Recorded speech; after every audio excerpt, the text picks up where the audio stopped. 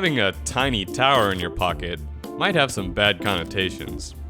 But in this case, it's a good thing. It's Tiny Tower for the iPhone. Named iPhone Game of the Year by Apple in the App Store, Tiny Tower is an economic simulation game developed by NimbleBit. You manage a tiny tower, building floors, moving in residents called Bitizens, and managing the shops where your Bitizens become employed.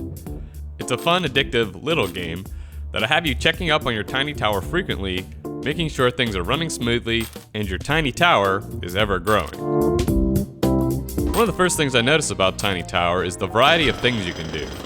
When creating a floor, you can choose what type you wish to create.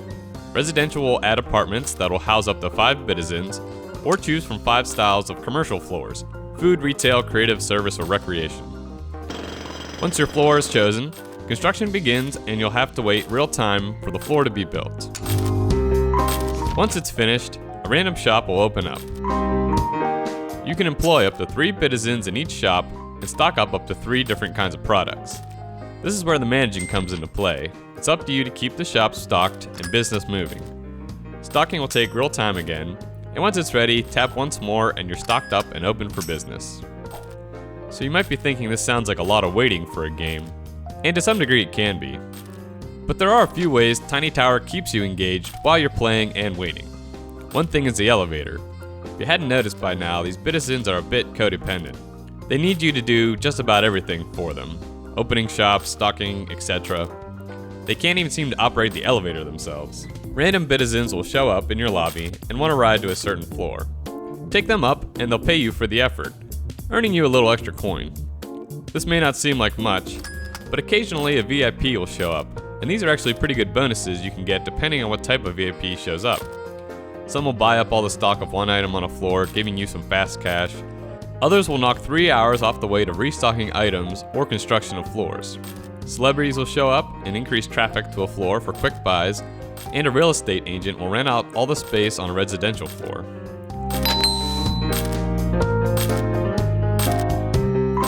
You'll also on occasion have a mini game to help find a certain Bitizen, earning you 1 tower buck once you find them.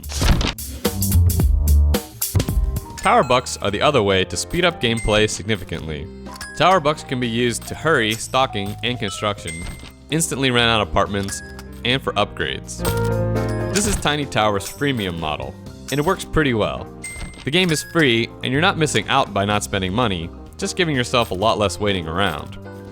Also, you can earn tower bucks in-game like I mentioned, through a variety of ways.